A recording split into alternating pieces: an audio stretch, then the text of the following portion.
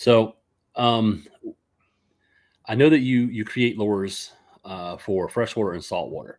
Mhm. Do you look at your lures and how they work in both environments, or do you design for the environment? I design for the environment. So I am a freshwater fisher. That's what I have experience in. That's what I've been fishing for 30 years, right? Hmm. Um, the saltwater thing to me is actually very, very new. And it's so new, in fact, it like within the past year, did we pick up a whole bunch of saltwater stuff. And it's because we booked so my father lives down in Georgia. We Hmm. went down last year sometime and we booked just a chartered trip. Got to know the guy. And turns out he's been a captain for about 35 years. He's got a lot of experience in the industry. So we got together, we started making baits, and he was like, "Hey, do you make these 3.5 inch paddle tail?"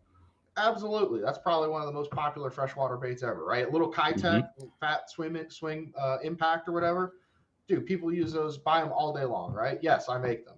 And he's like, okay, well, could you make them in these colors? Like I catch redfish, I catch trout, I catch this.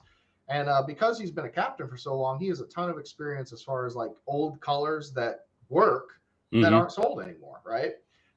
So between him and then I picked up a couple other captains down around that area, we were able to come up with a whole bunch of different colors, grubs, swim baits. And so it's kind of like half of it.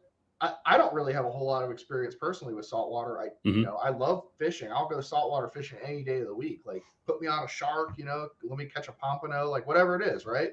But he's kind of piloting as far as like what would work just based on his experience. So he's like, "Hey, let's talk about this color. Hey, let's talk about this." And I'm just really fortunate that he has the experience